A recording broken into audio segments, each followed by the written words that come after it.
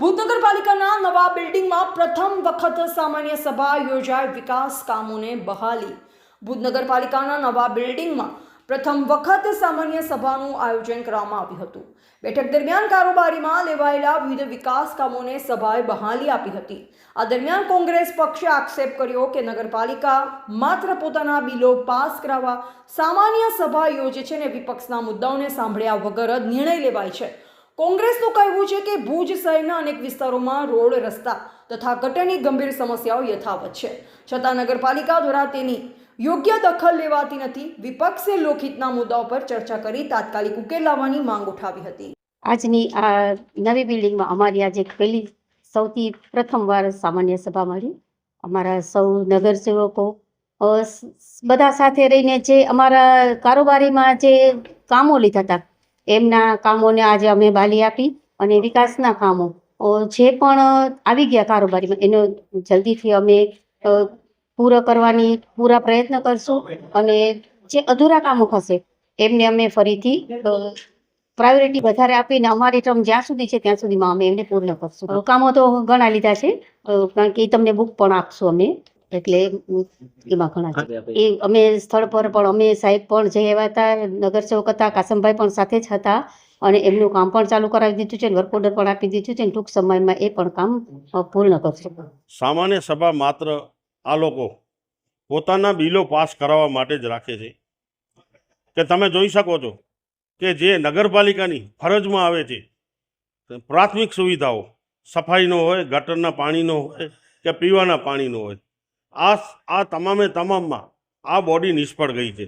એટલે પોતાનો ઢાંક પીછાડો કરવું અને ઉઠીને ભાગી જવું એના સિવાય એ લોકોને કાંઈ આવડતું નથી।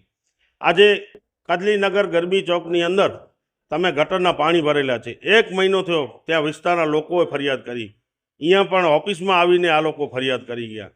ખારી નદી રોડ હોય કે ધારાનગર હોય, તમામમાં ગટરો ઉભરાઈ રહી છે। હવે કોઈ વરસાદની સિઝન નથી, પહેલો એ લોકો બાનું દેતા હતા કે વરસાદના હિસાબે ઉભરાય છે, પણ છતાં આજની તારીખમાં આ ગટરો ઉભરાઈ રહી છે। એવી જ રીતે આખા અમારા વિસ્તારોમાં 4 થી 5 એવા વિસ્તારો છે જેમાં ગટરના પાણી આવે છે। એમાં જ્યારે કહીએ ત્યારે અમારી કને સ્ટાફ નથી, અમારી કને માણસો નથી, આ કામગીરી 1 મહિનાથી નથી થતી અને લોકો આજે આ ગટરના પાણી મિક્સ પાણી પી અને બીમાર પડે છે।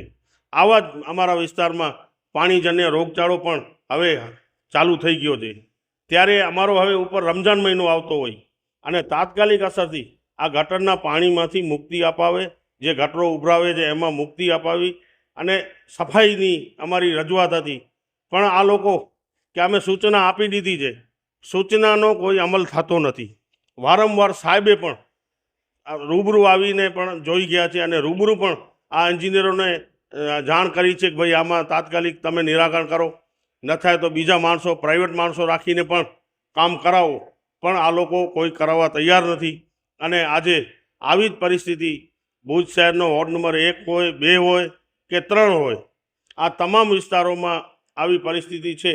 ત્યારે આજે જ્યારે અમે રજૂઆત કરી તો તમે તમારી હાજરીમાં આ લોકો એક જ અમે પ્રશ્ન ઉપાડ્યો કે વાન મેન્ટેનન્સ 3 મહિનાનો જો 10 લાખ રૂપિયા ખર્ચો થતો હોય તો 12 મહિનાનો કેટલો ખર્ચો થયો? 1,20,00,000 રૂપિયા ખર્ચોની જો આ લોકો કરતા હોય વાનો રિપેરિંગ પાછળ, અને છતાંય પણ વાનો બંધ છે, માણસો નથી, આવા બહાના પાર પાડી અને આ કામગીરી જાણી જોઈને નથી કરતા કે જે હોય તે હવે આ લોકોને ભુજ શહેરની પ્રજા જવાબ આપશે।